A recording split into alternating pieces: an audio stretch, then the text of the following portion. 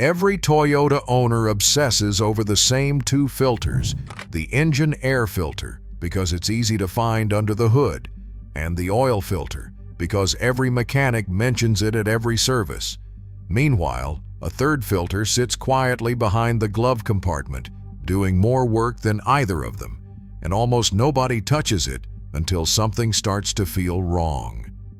That filter is the cabin air filter, also called the HVAC microfilter, or the AC particulate filter, depending on the shop you visit. It isn't glamorous. It isn't mentioned on the sticker your quick lube shop slaps on your windshield.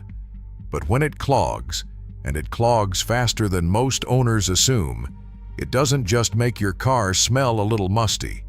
It quietly drags down your air conditioning, strains your blower motor, fogs your windshield at the worst possible moment, and forces your entire HVAC system to work overtime for a fraction of the airflow it was built to deliver.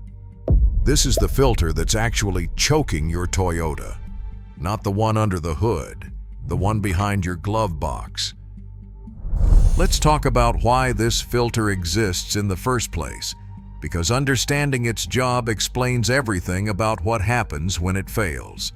Every time you turn on your air conditioning, your heater, or even just the fresh air vent setting, air has to travel through a narrow HVAC housing before it reaches your dashboard vents. Toyota placed a pleated filter directly in that intake path, specifically to catch dust, pollen, road grit, and exhaust particulates before that air ever reaches your lungs. It's not an afterthought. It's a deliberate engineering decision that separates the outside world from the air you and your passengers breathe for hours at a time. In most Toyota models, from the Camry to the RAV4 to the Corolla and Highlander, this filter sits tucked behind the glove compartment, accessible once the glove box is lowered or unclipped. Toyota designed it this way to keep it close to the HVAC blower housing, minimizing the distance air has to travel before it's filtered and pushed into the cabin. Here's the part most drivers never stop to think about. That filter isn't optional, and it isn't decorative. It's the single point where 100% of the air entering your climate control system has to pass through a mesh of pleated fibers before it reaches you. When that filter is clean, air moves through it easily. The blower motor, the small electric fan responsible for pushing air through your vents, barely has to strain to move that air at whatever speed you've selected. But every mile you drive adds a little more dust, a little more pollen, a little more brake dust and road residue to those pleats. Over time, the open spaces between the fibers shrink. The filter doesn't fail all at once. It fails the way a clogged artery fails, slowly, quietly, until the day you realize your air conditioning just isn't hitting like it used to. Most manufacturers, Toyota included, recommend replacing this filter somewhere between 12,000 and 15,000 miles, or roughly once a year for the average driver. That sounds simple enough. But here's the problem.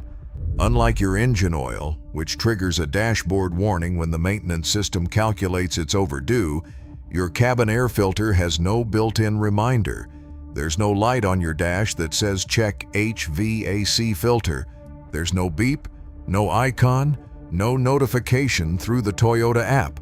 Toyota's maintenance minder system tracks oil life, tire rotations, and a handful of other scheduled services, but the cabin air filter is often left as a footnote buried in the owner's manual, mentioned once and rarely revisited, which means the responsibility falls entirely on the driver to remember something the car itself won't remind them about, and most drivers don't.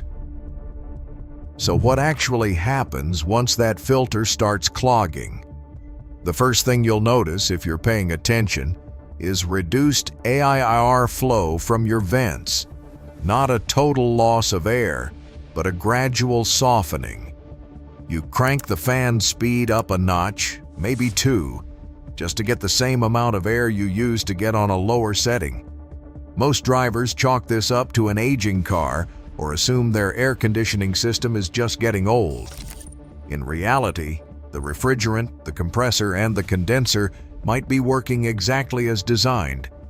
The bottleneck isn't the cooling system itself, it's the filter sitting upstream, restricting how much air can even reach the evaporator core to be cooled in the first place.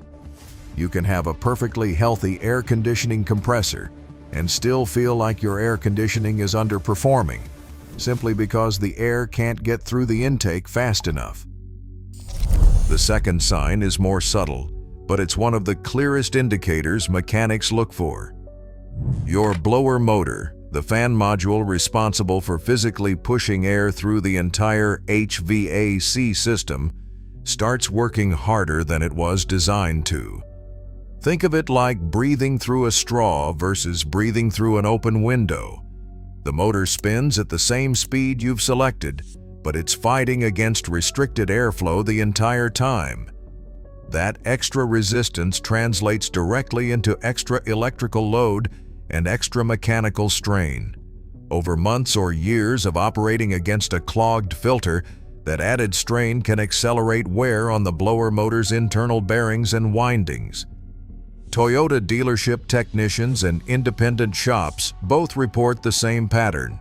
Vehicles that come in with a whistling, rattling, or unusually loud blower motor almost always turn out to have a severely clogged cabin air filter sitting right behind the glove box, the exact component quietly grinding that motor down mile after mile.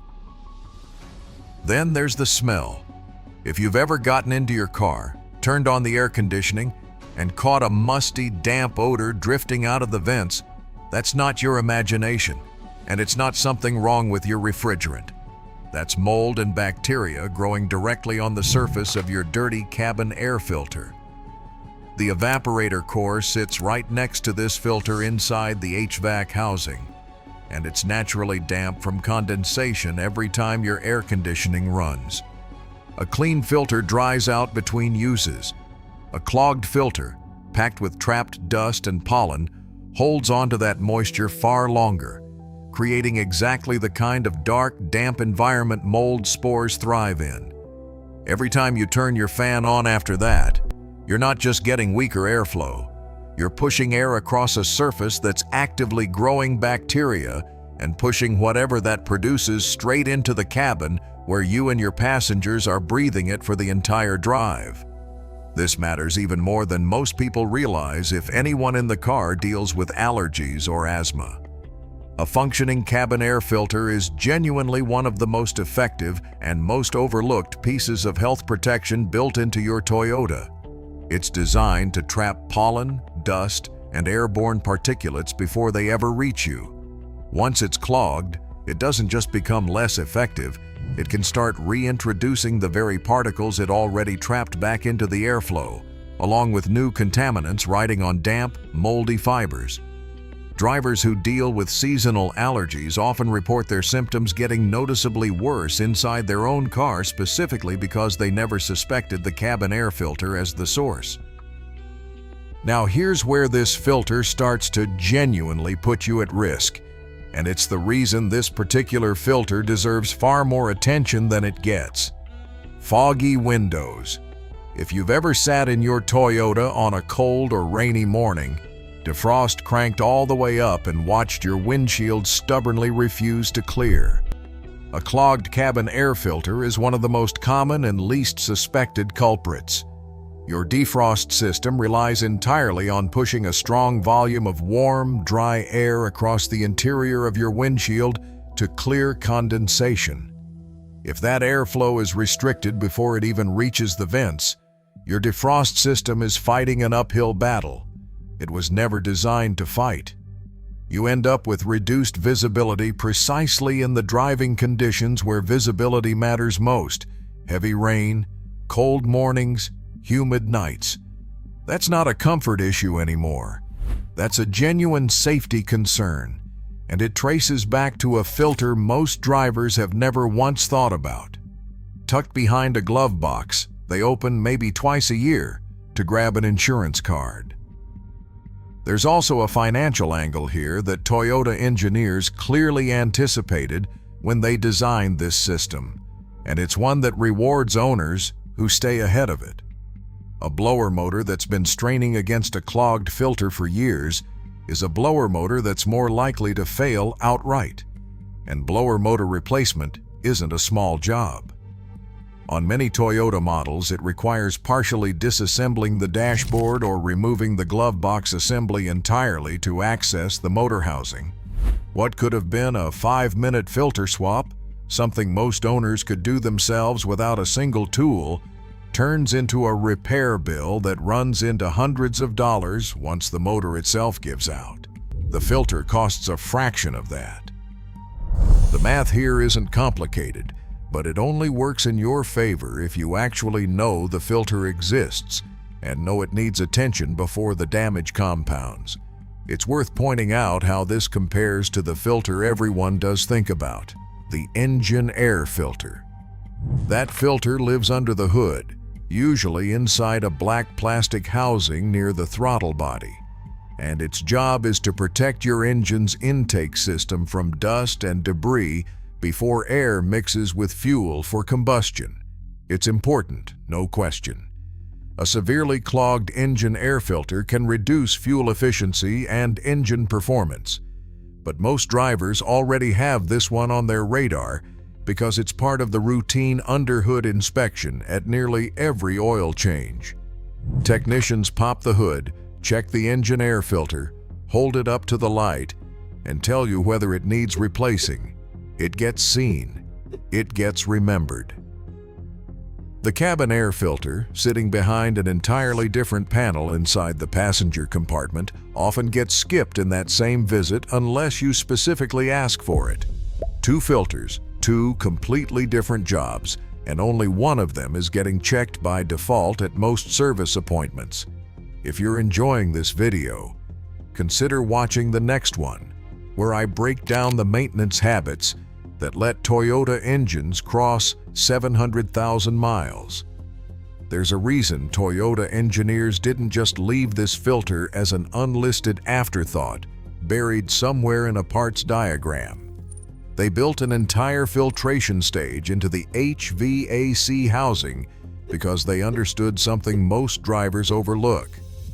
The air conditioning and heating system in your car isn't just about comfort.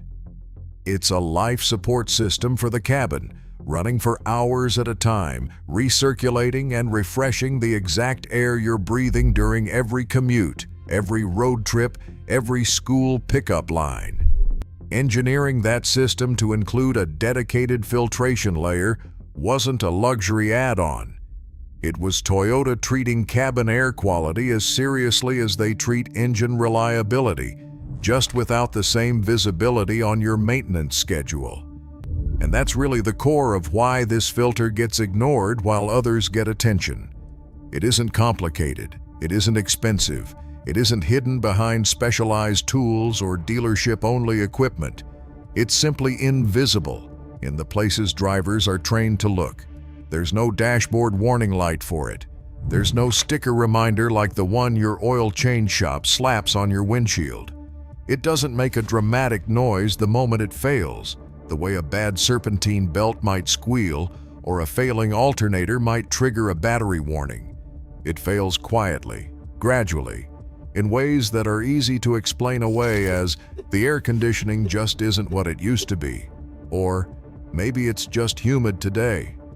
By the time the symptoms are obvious enough to notice, whistling blower motor, weak airflow, musty smell, foggy windshield, the filter has usually been restricted for months, sometimes longer. The good news is that once you know this filter exists and know what it's actually responsible for, everything about your Toyota's heating, ventilation, and air conditioning behavior starts making a lot more sense. That slightly weaker AC on hot afternoons, that musty smell you've been blaming on spilled coffee, that windshield that takes just a little too long to clear on a foggy morning. These aren't random quirks of an aging car. their symptoms pointing directly at one small, inexpensive, completely overlooked component sitting behind your glove compartment, doing a job most owners don't even know it's doing until it stops doing it well. Toyota didn't hide this filter to make your life harder. They hid it the same way they hide a lot of their smartest engineering, by keeping it out of the way so the cabin stays clean, uncluttered, and simple to operate. But invisible doesn't mean unimportant. This is the filter standing between clean, healthy cabin air and a slow decline that eventually shows up as reduced comfort, reduced visibility, and in the worst cases, a blower motor repair bill you never had to pay. The oil filter and the engine air filter will always get the attention because they're the ones people are trained to think about. But the one actually choking your Toyota's day-to-day comfort and long-term heating, ventilation, and air conditioning reliability has been sitting quietly behind your glove box the entire time, waiting for someone to finally notice.